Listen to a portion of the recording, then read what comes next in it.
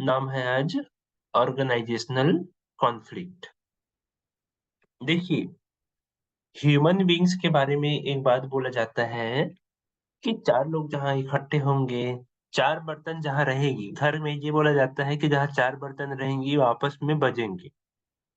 उस कहावत का ये अर्थ होता है कि जहाँ पे 4 लोग, ज़्यादा लोग रहेंगे, तो वहाँ पे आपस में नोक-झोंक, लड़ाई होना, वैचारिक मतभेद का होना तय है। वो चीज़ ह्यूमन बीइंग के अंदर रहती है, चाहे वो कितने भी एजुकेटेड भी हों, नॉलेजेबल हो, अंडरस्टैंडेबल हो, होती है वो चीज़। ठीक है? तो ये जो आपसी नोक-झोंक, तामझाम, लड़ाई-झगड़े, वैचारिक मतभेद होती हैं, उसको हम कॉन्फ्लिक्ट बोलते हैं। लेकिन इसको जब हम पढ़ रहे हैं, तो ये चीज़ जो होती है 1 सेकंड।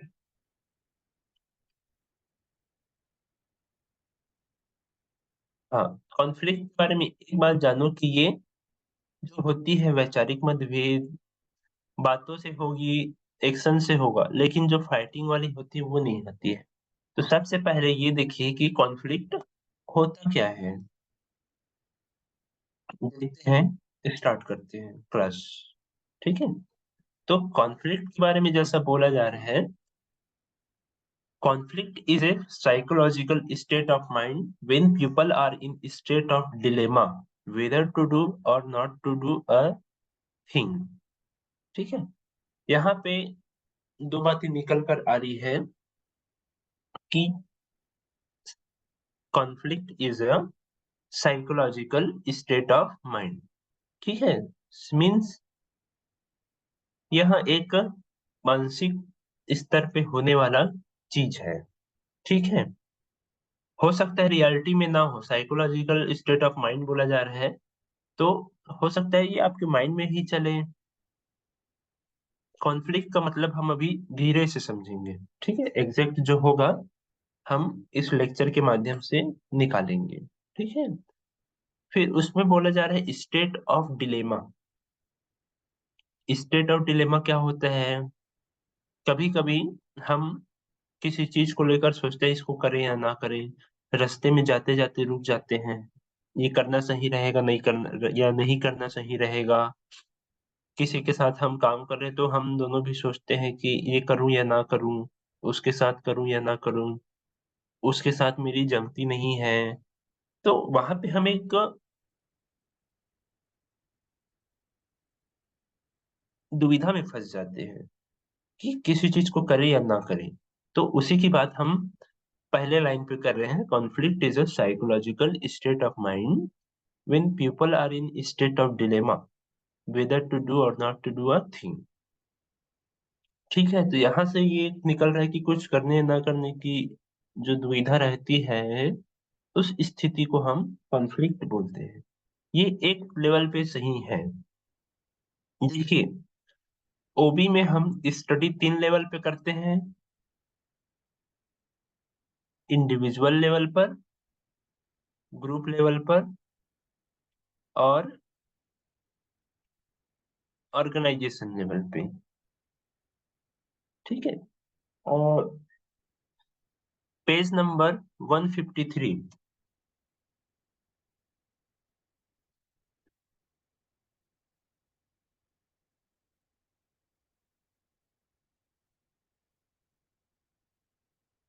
वो कब से देखना चाह रहे हैं, पेज नंबर 153 में देख सकते हैं। ठीक है?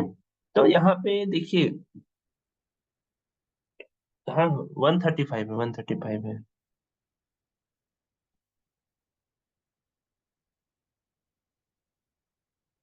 तो कॉन्फ्लिक्ट के बारे में एक चीज समझिए कि यह डिसएग्रीमेंट हो सकता है, हॉस्टिलिटी, राइवलरी, कंपटीशन, डिसएग्रीमेंट हो सकता है। ठीक है? तो मैं जैसे बता रहा था आप लोगों को कि एक ऑर्गेनाइजेशन में 3 लेवल पे हमारा वर्क होता है। हम इंडिविजुअल भी वर्क करते हैं, फिर ग्रुप में वर्क करते हैं और फिर एक ऑर्गेनाइजेशन के रूप में भी वर्क करते हैं। ये चीज़ तो आप लोग को क्लियर होगा। तो देखिए कॉन्फ्लिक्ट भी वैसे 3 लेवल पे होगी। इंडिविजुअल लेवल पे भी होगी, ग्रुप लेवल पे भी होगी और ऑर्गेनाइजेशन लेवल पे भी होगी। ठीक है? तो देखिए जब हम साथ में मिलकर काम करेंगे तो हो सकता है हमारे विचार ना मिले किसी काम को करने को लेकर। तो वहाँ पे हम क्या होगा, वहाँ पे वैचारिक मतभेद होने शुरू होंगे। किसी से विचार नहीं मिल रहे हैं, काम करने के तरीके हमारे नहीं मिल रहे हैं, हम उनकी बातों से सहमत नहीं हो रहे हैं। हो सकता है उससे हमारी दोस्ती अच्छी ना हो, हॉस्टिलिटी हो, या हो सकता है वो हमारा कॉम्पिटिटर हो। एज़ एन एम्प्लॉयी तो हम कंपनी के रहते हैं, कंपनी के लिए काम करते हैं, लेकिन उसके अलावा हमारी सोशल लाइफ भी होती है। वहाँ पे लोगों के साथ हमारा रिलेशन कैसा है, वो भी कहीं न कहीं कॉन्फ्लिक्ट में एक रोल प्ले करता है। ठीक है? तो कॉन्फ्लिक्ट को यहाँ पे it may be regarded as the disagreement, hostility, rivalry, competition और disagreement बोला गया है। ठीक है? अब देखेंगे अगर डेफिनेशन के थ्रू हम जाएँ तो इसमें बोला गया है as any situation in which incompatible goals, attitudes, emotions or behavior lead to disagreement or opposition between two or more parties। ठीक है? तो अगर हमारा R.W. वुडमैन के डेफिनेशन के हिसाब से हम कॉन्फ्लिक्ट को देखें, तो वो बोल रहे हैं कि कोई ऐसी सिचुएशन, कोई ऐसी स्थिति जिसमें हम गोल को अचीव करने के सामर्थ्य में ना हो, कोई इमोशन हो, कोई हमारा एटीट्यूड हो, बिहेवियर हो, जो कि उसमें डिसएग्रीमेंट, असहमति की भाव लाए या विरोधाभास भाव लाए, 2 या 2 से अधिक पार्टी या लोगों के बीच, तो वो हमारा कॉन्फ्लिक्ट कहलाता है। ठीक है? तो देखिए यहाँ से कॉन्फ्लिक्ट से क्या निकल कर आ रहे हैं, आप लोग क्या समझ रहे हैं एक बार मुझे चैट में बताइए कॉन्फ्लिक्ट वर्ड से।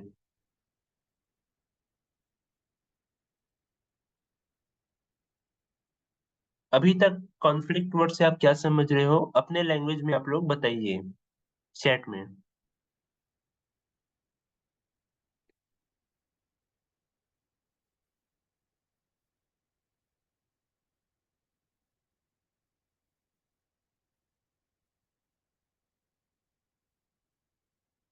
मेनका, महेंद्र, महेंद्र संघर्ष, चलो ये भी अच्छा वर्ड है। एक दूसरे के मत से असहमति, ऑफिस में या घर में झगड़े, टकराव। Conflict is result out of difference of opinion, ये भी सही है। आपसी मतभेद। हम्म। और भी बाकी लोग आंसर करिए। क्लास कोलैबोरेटिव होना चाहिए। बाकी लोग भी अपने हिसाब से जो भी आपको पता चल रहा है आंसर करिए। मैं क्या है आंसर में सभी के नाम वाम भी देखते रहता हूँ, तो मुझे याद है कि रोज कौन कौन इंटरेक्शन कर रहे हैं। तो ये चीज आपके काफी हेल्प करेगा आगे। जो एमबीए की पूरे प्रोग्राम है, 2 साल हमें साथ में करना है एज ए टीचर स्टूडेंट, वो चीज एक अच्छा इंटरेक्शन होगा हमारा। डिफरेंस ऑफ ओपिनियन, मतभेद, हम्म, आपसी नोक-झोंक भी। ठीक है? तो हाँ, तो ये बताइए मुझे, चैट में ही आप लोग बने रहिए और ये बताइए क्या इसमें हम ये पॉजिटिव होता है या नेगेटिव होता है? जल्दी आंसर करिए। पॉजिटिव होगा, नेगेटिव होगा?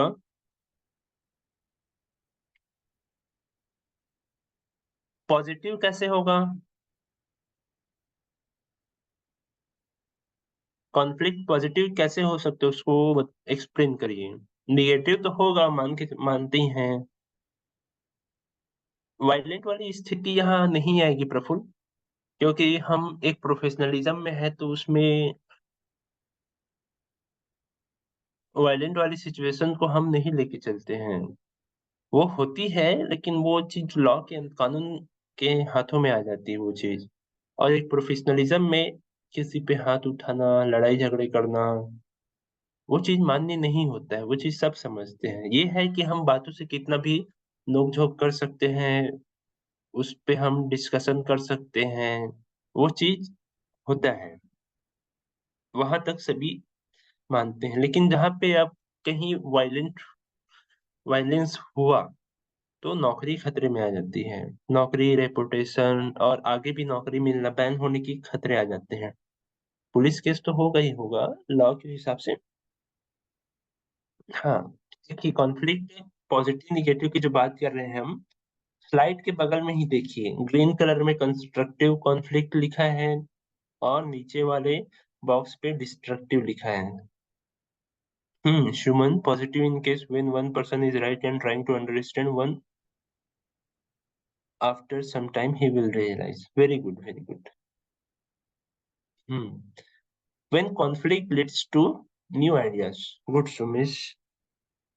हाँ, देखिए जब कॉन्फ्लिक्ट से, मान के चलिए आपसी मतभेद होते हैं, हम आपस में एक दूसरे की बात को ना समझते हुए भी एक सिचुएशन मानते हैं कि ना समझते हुए भी हम करने को एग्री होते हैं, और उससे पॉजिटिव रिजल्ट आने शुरू होते हैं, तो भी ये है एक पॉजिटिव रोल प्ले करता है।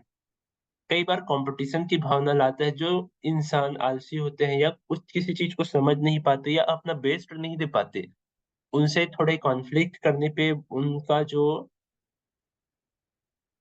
अंदर की शक्ति है वो जागती है। तो तो वो भी वो भी कंपनी के लिए अच्छी बात है। तो देखिए, कॉन्फ्लिक्ट से हमने ये तो जाना कि ये एक डिसएग्रीमेंट की स्थिति हो सकती है, आपसी मतभेद की स्थिति हो सकती है। हाँ, आप सभी ने अच्छा आंसर किया। हाँ, मोटिवेट भी हो जाते हैं, कंपटीशन आती है, पॉजिटिव में बेस्ट आउटकम आता है। Very good. Nandini, Menaka, negative नहीं होगा। क्लास करेंगे फिर हम जान जाएंगे कि जो कॉन्फ्लिक्ट होता है वो पॉजिटिव निगेटिव दोनों होता है। तो इससे आप क्या करोगे? आपको जब पता चल जाए कि कॉन्फ्लिक्ट जो एक लेवल तक हो, वो पॉजिटिव होना अच्छा है कंपनी के लिए, तो आप क्या करेंगे? इसका क्या यूज करेंगे अपने कॉर्पोरेट लाइफ में? चैट में थोड़ा बताइए एक बार। अगर आपको पता चल जाए कि इसका पॉजिटिव इम्पैक्ट भी होता है, तो इसका क्या यूज करेंगे आप?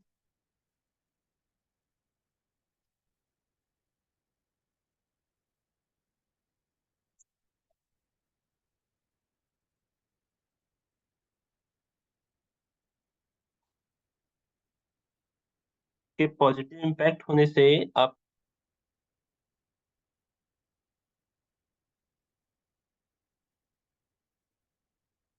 इसका क्या यूज करेंगे, बताइए चैट में।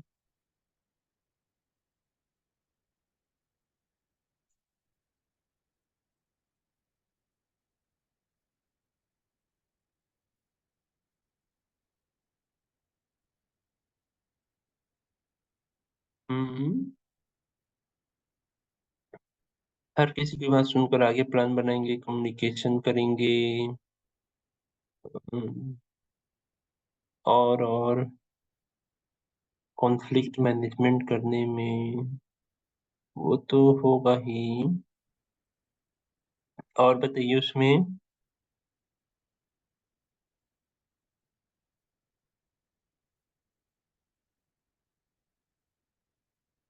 हम्म, इससे ऑफिस पब्लिक डोमेन में वोटिंग के लिए रख सकते हैं, जिससे इंटरेस्ट पता चले तो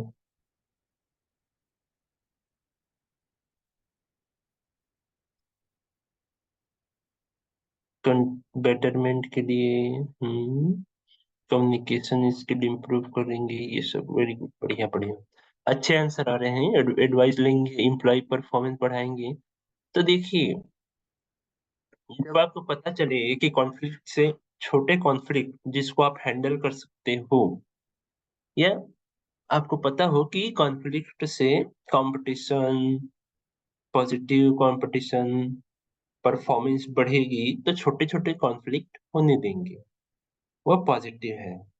अनटिल एंड अनलेस कि वो निगेटिव ना हो, काफी आगे ना बढ़े वो। ठीक है, तब के केस में हमारे लिए ये सही होता है। ठीक है, तो उस चीज को हम एक मैनेजर के रूप में कंस्ट्रक्टिव कॉन्फ्लिक्ट, पॉजिटिव जो रहेगी उसको हम क्या बोलेंगे, कंस्ट्रक्टिव, जो कि निर्माण करता है। ठीक है, जैसे कंस्ट्रक्शन किया जाता है, निर्माण किया जाता है, वैसा ही कॉन्फ्लिक्ट जो होता है वो कंपनी का एक पॉजिटिव इन्वायरमेंट डेवलप करता है। ठीक है, जैसा इसमें बोला जा रहा है, constructive conflict prevent stagnation, stimulate creativity and allow tension to be released. Last वाले लाइन को देखो, टेंशन टू बी रिलीज, मन में बात हम रखेंगे तो मन ही मन घुटते रहते हैं, एम्प्लॉय भी घुटते रहेंगे, तो आपस में बात को निकालेंगे, लो भाई मेरे को जो बोलना है बोलो, या कंपनी में खुल के अपनी बात रखो और टेंशन को कम करो, या दुख जैसे बांटने से कम होता है, वो वाला सिचुएशन यहाँ पे आएगा। फिर उससे कंपनी अगर पॉजिटिव इम्पैक्ट हो रही तो वो हमारा कंस्ट्रक्टिव कॉन्फ्लिक्ट में आएगा। वहीं पे किसी कॉन्फ्लिक्ट के कारण ग्रुप की परफॉर्मेंस हमारी कम होते जा रही है, किसी आपसी मतभेद, डिसएग्रीमेंट, या तौर तरीके अलग होने पे, या कंपटीशन होने पे परफॉर्मेंस हमारी गिर रही है, तो वो हमारा डिस्ट्रक्टिव में आ जाएगा। ठीक है, डिस्ट्रक्टिव का मीनिंग जो होता है हमारा किसी चीज को तोड़ना, नष्ट करना होता है। ठीक है, इससे हम प्लानिंग भी करते हैं। आप लोगों के आंसर आ रहे थे, काफी अच्छे आंसर है। ठीक है, क्लास में ऐसे ही आंसर करते रहेंगे। तो देखिए, कॉन्फ्लिक्ट के बारे में जो हम देख रहे थे, तो अब हमें ये भी देखना है कि उसके सोर्सेस क्या क्या होते हैं, कहाँ कहाँ से आ सकते हैं। ठीक है, तो देखते हैं अगले स्लाइड में। जैसे ऑर्गेनाइजेशनल चेंजेस हैं, उसके कारण कॉन्फ्लिक्ट होगा। अभी तक हम जैसे ओबी में देखते आए हैं, तो कंपनी में ऑर्गेनाइजेशनल सेटअप चेंज होगा, तो इससे क्या है,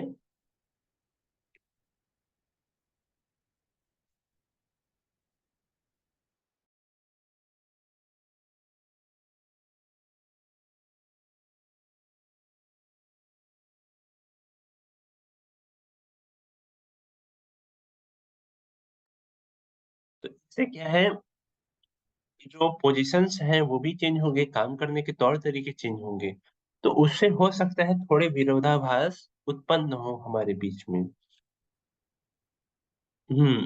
तारकेश्वर, ग्रुप डिस्कशन करेंगे, हाँ। कॉन्फ्लिक्ट को मैनेज करने के लिए हम ग्रुप डिस्कशन भी कर सकते हैं, या सीनियर के अंदर में भी उससे डिस्कस कर सकते हैं। ठीक है, तो देखिए, सोर्स ऑफ कॉन्फ्लिक्ट में हम देखते हैं कि कहाँ कहाँ से, एक ऑर्गेनाइजेशन की हम बात कर रहे हैं ना, हम अपने सोशल लाइफ या अलग लाइफ की बात नहीं कर रहे हैं। एक ऑर्गेनाइजेशन में सोर्स ऑफ कॉन्फ्लिक्ट हो सकते हैं, तो उसका पहला एक रीजन हो सकता है कि ऑर्गेनाइजेशनल चेंज हो, दूसरा पर्सनालिटी क्लासेस हो।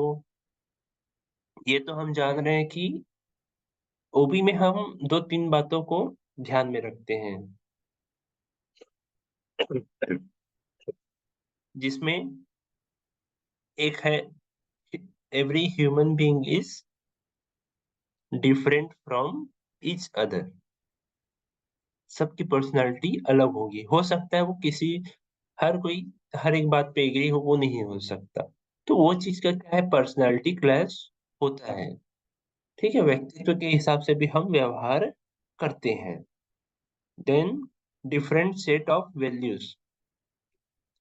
ठीक, तो किसी चीज को लेकर आपका क्या विचार है, क्या आप उस पे अपना मत रखते हैं, चाहे वो काम करने के तौर तरीके को लेकर हो, बिहेव करने के तरीकों को लेकर हो, किसी चीज को देखने का भी नजरिया आपका हो सकता है।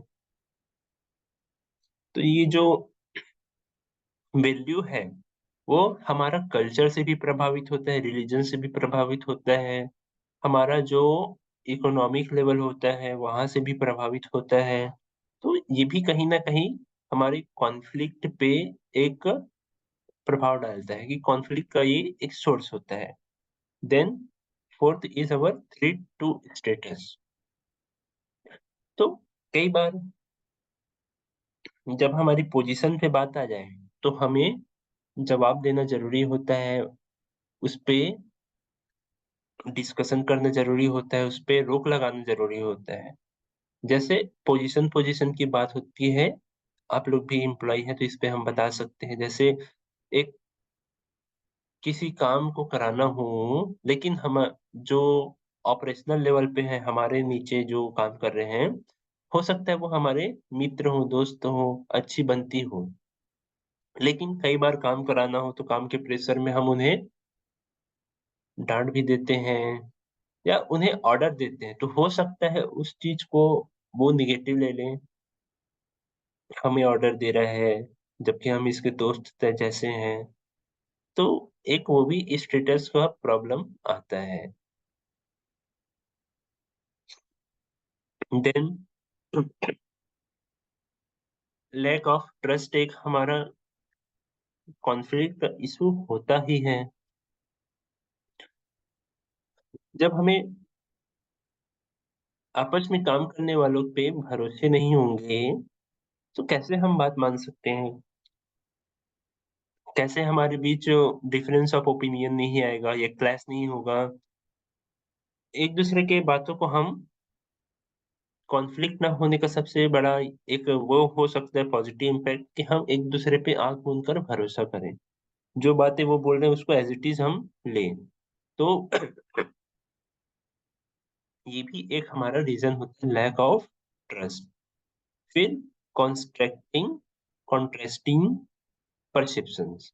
ठीक है, तो किसी चीज को लेकर हमारा क्या विचार है, पहले के क्या अनुभव थे, और उस पे हम क्या सोचते हैं, वो अगर सेम ना हो किसी चीज को लेकर, तो हमारा कॉन्फ्लिक्ट वहां पे हो सकता है। क्योंकि एक कंपनी में ग्रुप्स में हम काम करते हैं, टीम में काम करते हैं, टीम में बहुत सारे लोग रहते हैं।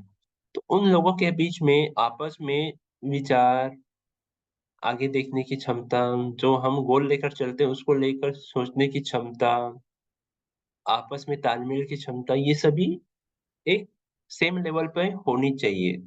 ठीक है, तो यही सब अगर ना हो तो हमारा क्या होता है, सोर्स ऑफ कॉन्फ्लिक्ट होते हैं ये। ठीक है, तो ये तो हमारे हो गए सोर्स। आगे हम इसमें आज देखते जाएंगे।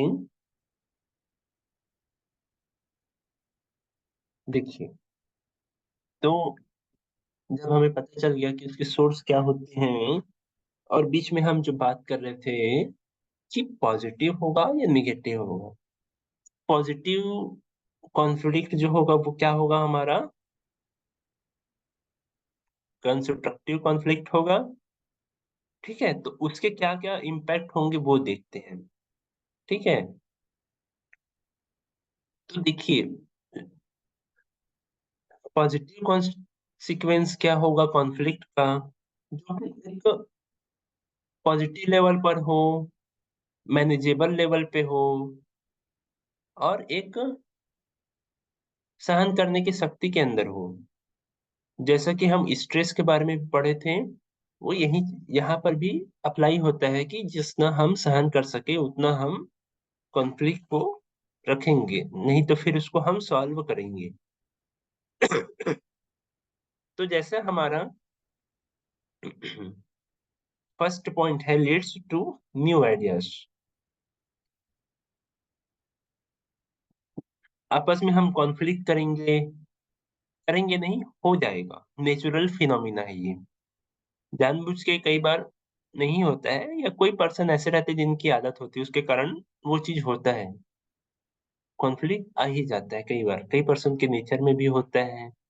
तो हम्म देखिए, फिर क्रिएटिविटी को ये जागृत करता है। लोग नए तरीके से काम करना सीखेंगे, या वे नया विचार लाएंगे। वो पुराने ढर्रे से में जब उनके ऑब्जेक्शन उठेंगे, कॉन्फ्लिक्ट आएगा। हो सकता है पुराने एम्प्लॉय नए एम्प्लॉय भी आपस में मिलकर काम करे, तो वहां पे टकराव हो। तो वहां से फिर क्या होगा, क्रिएटिविटी आएगा, नए आइडिया आएंगे, फिर मोटिवेट होने लगेंगे परिवर्तन के लिए। ठीक है। तो ये भी एक सिचुएशन हो सकती है कि जब दोनों की बातों से सहमत ना हो, तो हम कोई तीसरा रास्ता अपनाएं, तो वहां से भी चेंज आती है। ठीक है। फिर it promote, one second, organisational vitality. हाँ रिमझिम, कॉन्फ्लिक्ट पॉजिटिव निगेटिव दोनों होते हैं। ठीक है। तो पॉजिटिव को हम डिस्ट्रक्टिव के नाम से भी जानते हैं, और निगेटिव को हम डिस्ट्रक्टिव के नाम से भी जानते हैं। ठीक है। सो प्रमोट इन ऑर्गेनाइजेशनल वाइटलिटी। जब पॉजिटिव होगा हमारा कॉन्फ्लिक्ट, तो ऑर्गेनाइजेशन एक अच्छे डायरेक्शन में जाने लगेगा। इससे हमें लंबे समय के लिए एक सामंजस्य देखने को मिलेगा। ठीक है। फिर जैसे कॉन्फ्लिक्ट हुआ, तो इससे क्या है, हम कई बार एक इंडिविजुअल को चैलेंज के रूप में मिलता है कुछ टास्क। कॉन्फ्लिक्ट हुआ तो उसके अंदर ये आता है कि मुझे इस चीज को अब करके दिखाना है, अच्छा परफॉर्म करना है। तो ये इंडिविजुअल को तो प्रमोट करता ही है, लेकिन इसके साथ साथ इंडिविजुअल से मिलकर ग्रुप बनते हैं। और कॉन्फ्लिक्ट जो है 3 लेवल पे होता है, इंडिविजुअल भी होगा, ग्रुप भी हो सकता है, ऑर्गेनाइजेशन भी हो सकता है। तो यह हेल्प जो करता है, इंडिविजुअल और ग्रुप दोनों को करता है। ठीक है। और सबसे बड़ी बात ये है, जब तक ये पॉजिटिव कॉन्सिक्वेंस में रहे,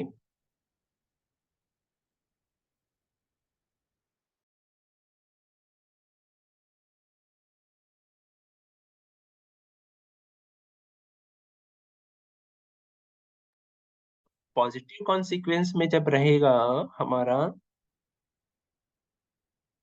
जो कॉन्फ्लिक्ट, तो ये क्या इंडिकेट करेगा कि प्रॉब्लम तो कुछ तो है, लेकिन वो सॉल्व हो जा रही है। लेकिन अगर वो सॉल्व नहीं हो रही, तो उसके लिए हमें क्या करना पड़ेगा, एक इंडिकेशन रहेगा, एक अलर्ट रहेगा कि इसको हमें सॉल्व करना है, नहीं तो ये हमारे लिए खतरा हो जाएगा। Before it turning to negative conflict or negative impact in organisation, we must need to solve conflict.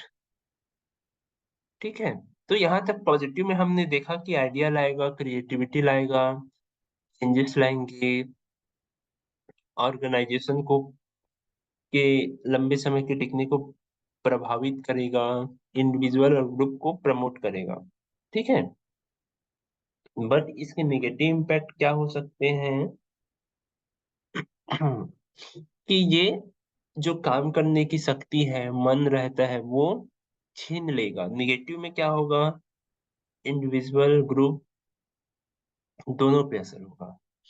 देखिए, नेगेटिव कॉन्फ्लिक्ट में होता क्या है कि जब कॉन्फ्लिक्ट हमारे कंट्रोल से बाहर चला जाएगा, हम संभाल नहीं पाएंगे, कंपनी के जो मैनेजमेंट है उस पे वर्क नहीं कर पाएंगे, कंट्रोल नहीं रहेगा, तो वो क्या है, निगेटिव हो जाता है। फिर आपसी मतभेद होने लगते हैं, दुश्मनी होने लगती है, काम ठीक से नहीं होने लगते हैं या काम रुक भी सकता है कि एक प्रोसेस नहीं करेगा तो अगला कहाँ से प्रोसेस करेगा।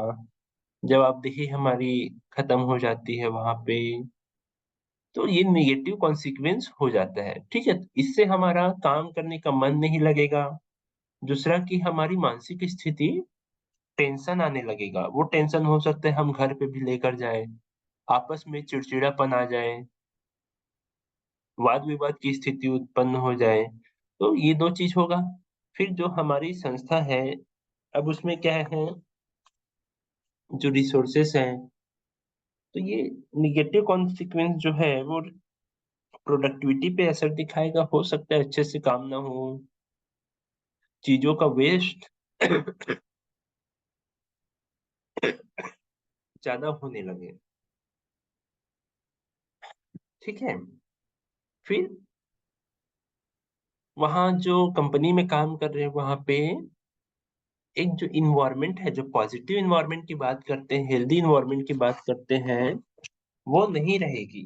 नेगेटिव एनवायरनमेंट हो जाएगा। वहाँ पे काम करने जाना-आना एक खराब हो जाती है।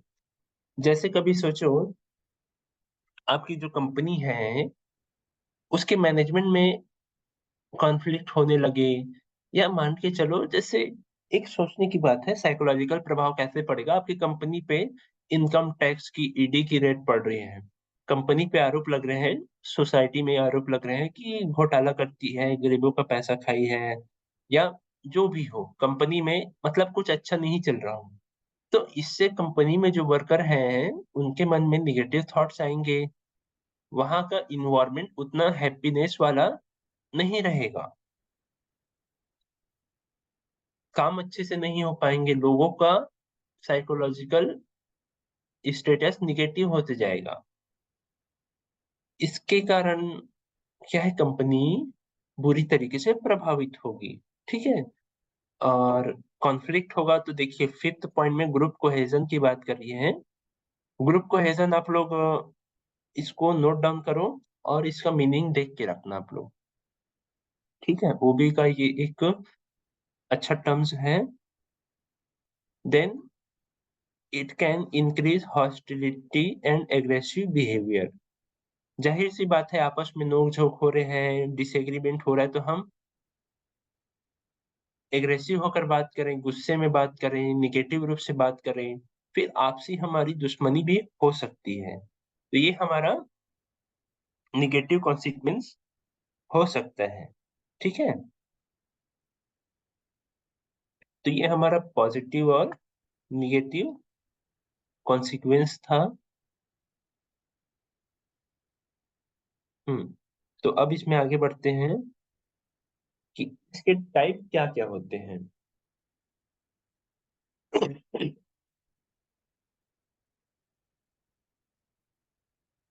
देखिए टाइप्स जैसे ही हमने बताया था कि इंडिविजुअल लेवल पे होता है, ग्रुप लेवल पे होता है, ऑर्गेनाइजेशनल लेवल पे होता है, ठीक है? तो इंडिविजुअल लेवल पर ये हर जगह हर लेवल पर, तीनों लेवल पर ये जो 2 टाइप से डिवाइड हुए हैं। अब उस 2 टाइप के अंदर इन लोग और डिवाइड हुए हैं, ठीक है? तो इंडिविजुअल लेवल पे क्या होगा कि जो लोग हैं, उनके आपस में ही होंगे। हो सकता है सिर्फ़ इंडिविजुअल ही इंडिविजुअल से कॉन्फ्लिक्ट करें, आपस में कॉन्फ्लिक्ट करें। ग्रुप में क्या होगा, जैसे कई डिपार्टमेंट होते हैं, ग्रुप हो जाते हैं। वर्क के हिसाब से एक डिपार्टमेंट में भी कई ग्रुप हो जाते हैं, तो उस ग्रुप के बीच में होने लगा या एक ग्रुप है तो उसके अंदर ही एम्प्लॉयी का होने लगा, तो वो भी हमारा कॉन्फ्लिक्ट में आएगा। फिर ऑर्गेनाइज़ेशनल लेवल पर भी होने लगता है। तो देखेंगे हुँ, अब तीनों को हम देखते हैं। तो इंडिविजुअल लेवल कॉन्फ्लिक्ट क्या होगा? ह्यूमन बीइंग देखो, कंपनी में काम कर रहे हैं तो वहाँ पे वो एक इंडिविजुअल के रूप में भी काम कर रहा होता है, ठीक है? तो जब इंडिविजुअल लेवल पे हम पहला टाइप हम देखेंगे, इस पे ध्यान देंगे, इंट्रा इंडिविजुअल कॉन्फ्लिक्ट। तो देखो वर्ड जो है इंट्रा, INTRA जब भी आएगा तो इसमें एक वर्ड जोड़िए, itself, within N individual itself, खुद के अंदर जब हम किसी बात को लेकर हम दुविधा की स्थिति में हो, किसी काम को करने की दुविधा की स्थिति में हम कई बार रहते हैं। देखिए यहाँ पे आप खुद को रखते जाइए, ठीक है? तो इंटर इंडिविजुअल को आप समझ पाएंगे। It may also take place within an individual itself, ठीक है? देखिए आगे पढ़ते हैं। It occurs because a smooth progression of the need-driven goal cycle does not occur in reality। देखो जो हम सोचे रहते हैं, जो हमारी ज़रूरत रहती है, वो रियलिटी में जब ना हो, रियलिटी से मैच ना हो, तो इंट्रा इंडिविजुअल कॉन्फ्लिक्ट वहाँ पे आती है। तो इंट्रा इंडिविजुअल की पहली बात ये है कि वो हमारे साथ ही होती है। दूसरी बात ये है कि रियलिटी से वो दूर रहती है।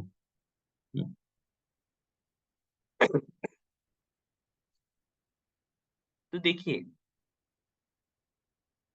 इसको दो टाइप में बांटा गया है, गोल कॉन्फ्लिक्ट और रोल कॉन्फ्लिक्ट। आप किसी गोल को अचीव करने को सोच कर रखे हैं, लेकिन कुछ रियलिटी में उससे डिफरेंट हो रहे हैं। मान के चलो आप प्रमोशन भी चाहते हो, अब प्रमोशन में आपको ऐसे जगह ट्रांसफर किया जा रहा है जो कि आपके घर से बहुत दूर हो, तो ये एक रियलिटी से डिफरेंट हुआ। तब फिर आप एक दुविधा की स्थिति में फंस जाओगे कि प्रमोशन को ले या फिर उसी काम को हम करते रहें। ये एक सिचुएशन आती है। या फिर किसी गोल को आप अचीव करने का सोच रहे हो और रियलिटी में या समय के साथ उसमें परिवर्तन आ जाए, तो भी आप एक दुविधा की स्थिति में आओगे। या फिर रोल कॉन्फ्लिक्ट में हम देखें कि जब हम कुछ पोजीशन चाहते हैं और उस पोजीशन पे आए और उस हिसाब से काम ना हो, जैसा कि हम एक छवि बना लेते हैं किसी पोजीशन की, तो ऐसा अगर काम ना हो, तो फिर क्या होता है, रोल कॉन्फ्लिक्ट होता है। तो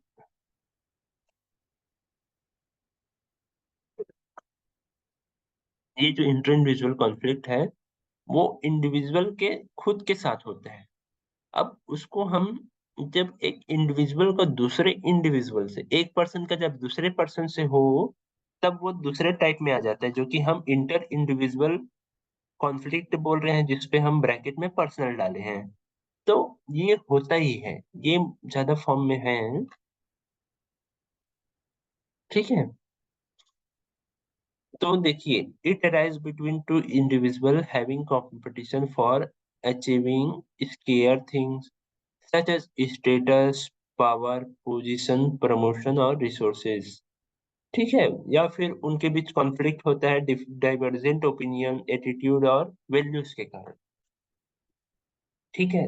तो ये हम देखते ही आते हैं, आप एग्जाम्पल में कई लोगों को देख सकते हैं कि लोगों के बीच, चाहे वो किसी स्टेटस को लेकर हो, पोजीशन को लेकर हो, पावर को लेकर हो, प्रमोशन को लेकर हो, किसी चीज को हथियाने को लेकर हो, किसी चीज पर अपना अधिकार करने को लेकर हो, तो वहां पे वो क्या करते हैं, आपस में एक दूसरे से कंपटीशन करते हैं।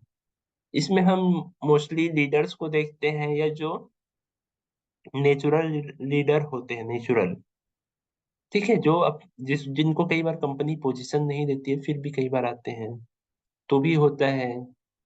या पोजीशन पे रहते हैं फिर भी अलग अलग डिपार्टमेंट से हों, तो भी हो सकता है। उनके अलग अलग विचार हो लोगों के, तब भी हो सकता है। तो जब दो लोगों के बीच में हो तो वो इंटर इंडिविजुअल हो जाएगा।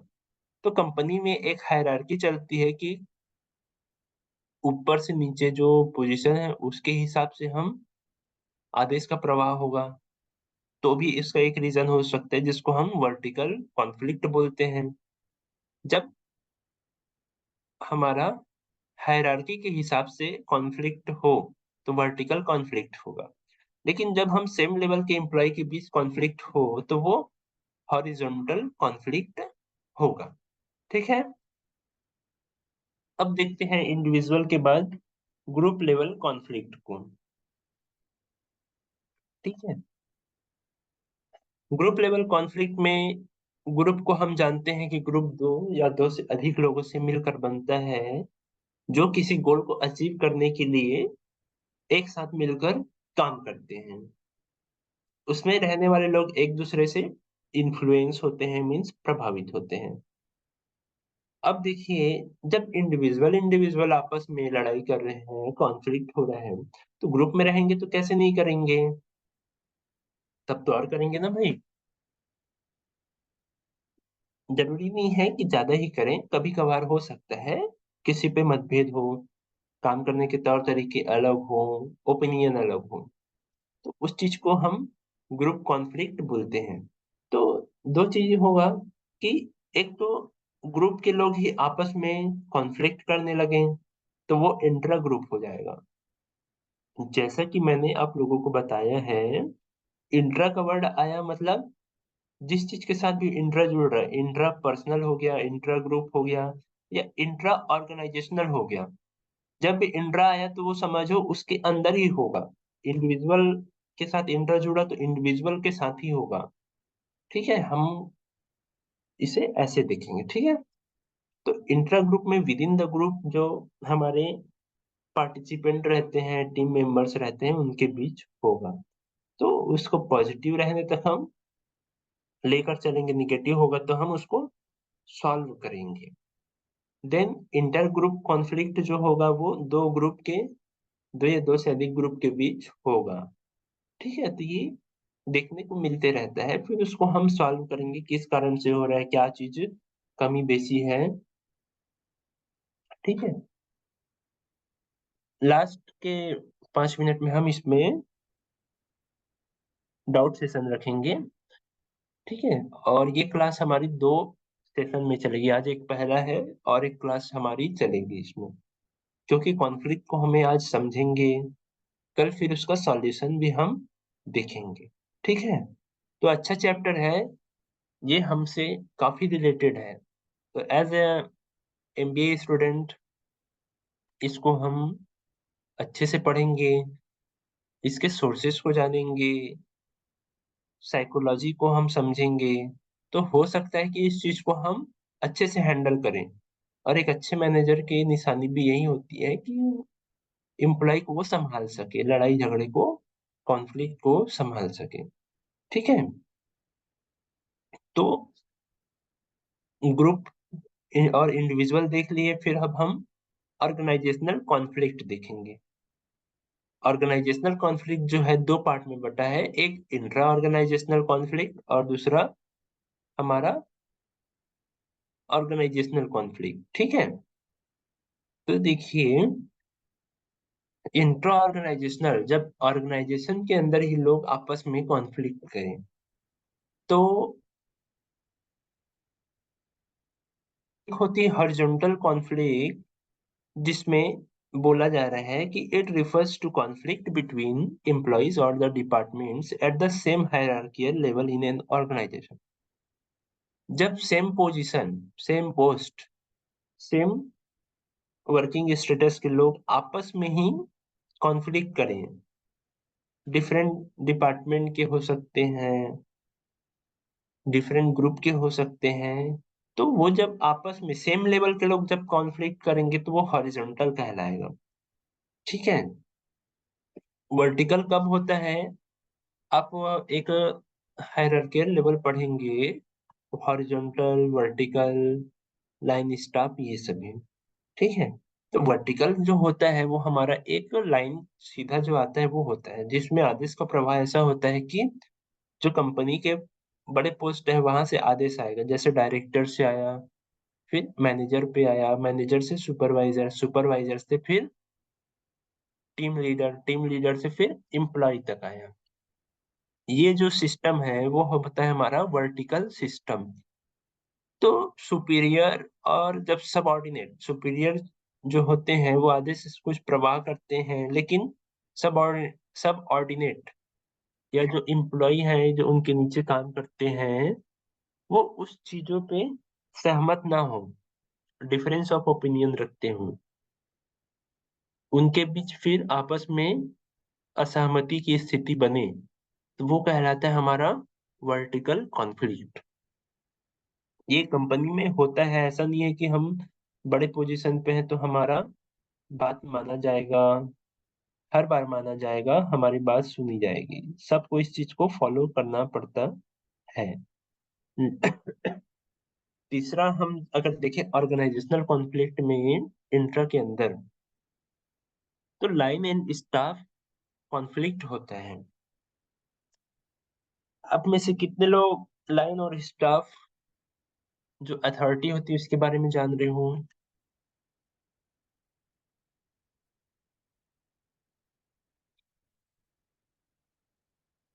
देखो, लाइन जो यहाँ पे बोला जा रहा है वो एम्प्लॉय के बारे में है, जो कंपनी के रेगुलर एम्प्लॉय होते हैं, जो हम हमारे साथ हमेशा से काम करते आ रहे हैं। ठीक है, वो हमारे लाइन स्टाफ होते हैं, अगर हम इजी लैंग्वेज में बोले तो। स्टाफ वो होते हैं जो स्पेशलाइज होते हैं, और उन्हें हम एक पोजीशन पे लाके बैठाते हैं, वो हमें सुपरवाइज मॉनिटर करते हैं। तो ये सोचिए कि अगर आप पुराने समय से काम करते आए हैं, और आपके ऊपर कोई अचानक एक्सपर्ट आ जाए, सुपरवाइजर आ जाए, और वो काम करने के तौर तरीके सिखाने लगे, इंटरफेयर करने लगे, एक रोल प्ले करने लगे, तो इससे क्या है, आपसी मतभेद तो बनेगी ही बनेगी, है ना भाई? कि आप एक रेगुलर, आप पहले से एम्प्लॉय हो, आपका एक स्ट्रक्चर निर्धारित है, आपके आपको आदेश देने वाला सिर्फ आपका सुपरवाइजर मैनेजर हो सकता है। लेकिन वहीं पर कोई तीसरा भी आके जब आपको, तीसरा जिसे हम स्टाफ बोल सकते हैं, कोई एक्सपर्ट आके एडवाइस दे, तो वहां पे हम बात नहीं मानने की स्थिति में होते हैं। ठीक है, तो वहां पे हमारा होता है लाइन एंड स्टाफ कॉन्फ्लिक्ट। तो जैसे मैंने पहले आप लोग को ग्रुप कोहेजन के बारे में, आप लोग उसको गूगल करके थोड़ा पढ़िएगा। मैं टाइप कर दे रहा हूँ, ये आप लोग के लिए होमवर्क रहेगा।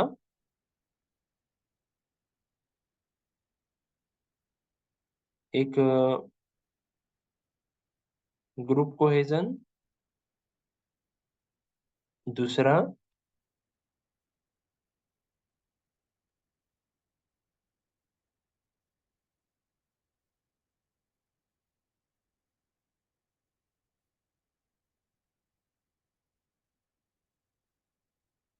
ठीक है, ये जो ग्रुप कोहेजन और लाइन एंड स्टाफ अथॉरिटी मैंने लिखा है, इसको आप लोग थोड़ा गूगल करिएगा।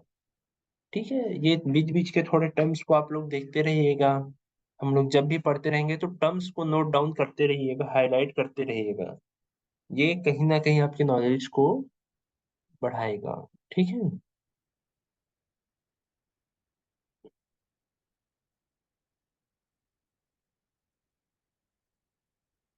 हाँ, नोट डाउन कर लो, ग्रुप कोहेजन और लाइन एंड स्टाफ अथॉरिटी।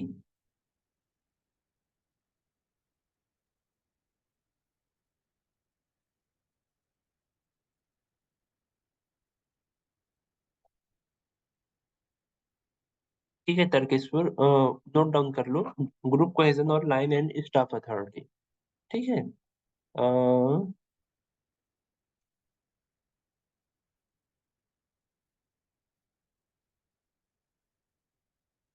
तो देखिए, कॉन्फ्लिक्ट से हमें ये समझ आया कि आपस में हमारा जो विचारों का ना मिलना, ओपिनियन का ना मिलना, काम करने के तौर तरीके ना मिलना, विवाद की स्थिति उत्पन्न होना,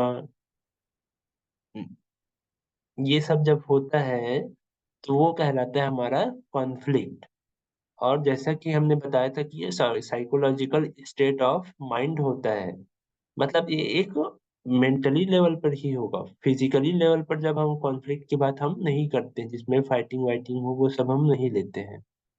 ठीक है, तो हम मेंटली लेवल पर इसको साइकोलॉजिकल लेवल पर लेकर आपसी बातचीत, डिस्कशन, ये सब करते हुए हम इसको डिफाइन करते हैं, और इसके हमने टाइप्स देखे हैं। ठीक है, आगे की स्लाइड में हम देखते हैं, तो इसका हम प्रोसेस है।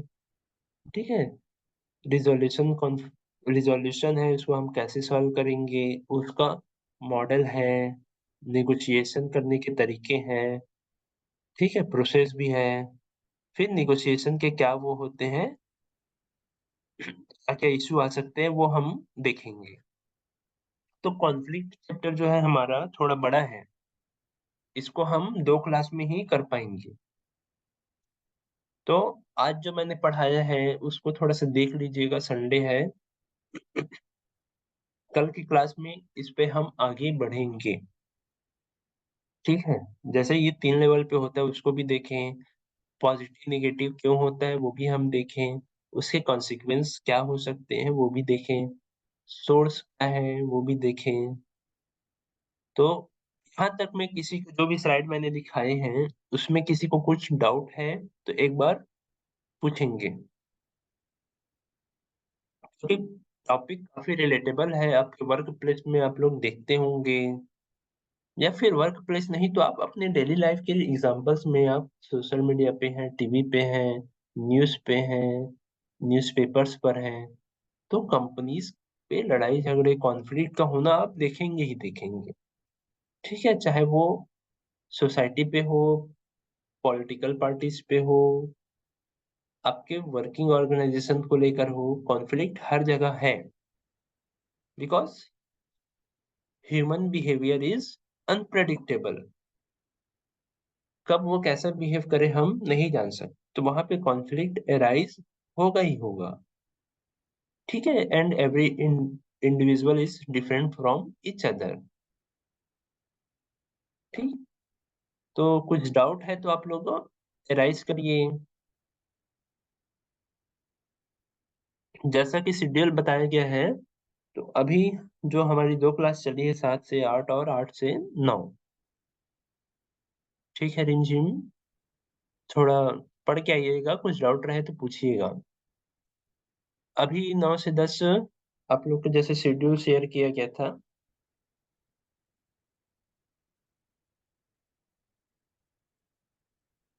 तो 9 से 10 आप लोगों का ब्रेक रहेगा। ब्रेक में आप लोग को ब्रेकफ़ास्ट नहाना-वहाना जो भी करना है कर लीजिएगा। उसके बाद फिर 10 से 12 तक जो चलेगी उसमें बैठिएगा। अकाउंट का क्लास चलेगा, तो 2 घंटे की है तो काफ़ी कॉन्सेप्ट उसमें कवर होंगे आप लोगों के। तो उसमें अच्छे से बैठिएगा, ठीक है? 12 बजे के बाद तो फिर आप लोग 1 बजे की तैयारी करो, वर्ल्ड कप फाइनल है तो। बाकी कुछ डाउट है तो इसमें पूछिए आप लोग। क्वेश्चन्स आने चाहिए आप लोगों की तरफ से। क्वेश्चन्स आएगा, डाउट आएगा तो फिर एक वो फीडबैक होता है कि टॉपिक समझ में आ रही है लोगों को, ठीक है? हाँ, कॉन्ट्रास्टिंग परसेप्शन ये होता है कि हुँ, देखिए परसेप्शन ठीक है, जो क्लास अभी ओके, ओके फुलेश्वर। हाँ, कॉन्ट्रास्टिंग परसेप्शन में ये होता है कि जो हमारा परसेप्शन होता है, जो हमारा सोच होता है, किसी चीज़ को लेकर हमारा व्यू, ओपिनियन, एटीट्यूड जो होता है, वो डिफरेंट होता है। ये आप अपने बेस्ट फ्रेंड के साथ भी देखो या बेस्ट जो आपके कलीग होंगे, जिनके साथ वर्क प्लेस में आपका अच्छा जमता है। हो सकता है हर काम में आप अलग-अलग कर रहे हो। तो वहाँ पे कई बार साथ में काम करते हुए जब हम सेम विचार हम नहीं रख पाते, सेम परसेप्शन किसी चीज़ को लेकर हम ठीक से परसेप्शन नहीं कर पाते, हम पूर्वाग्रह रखते हैं, हमारा तौर-तरीका अलग हो जाता है, तो वो कहलाता है हमारा कॉन्ट्रास्टिंग परसेप्शन, ठीक है? तो वो भी कॉन्फ्लिक्ट का एक सोर्स होता है। हुँ, और टाइप्स वगैरह में किसी को डाउट, सोर्स वगैरह में किसी को डाउट या कॉन्फ्लिक्ट वर्ड से ही डाउट?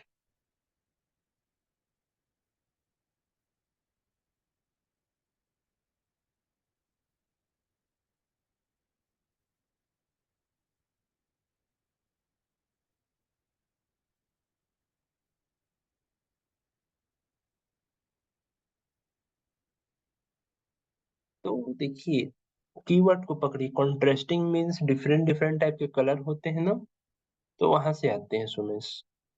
ठीक है, तो बाकी सबको भी क्लियर है?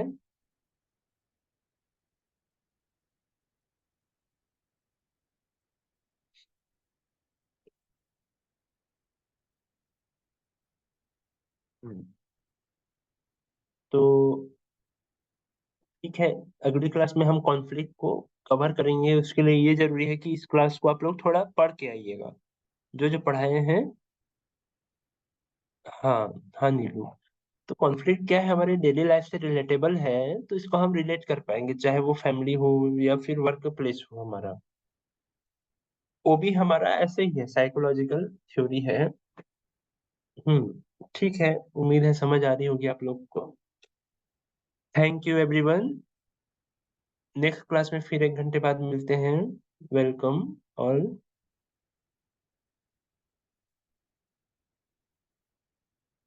क्लास ओवर करते हैं।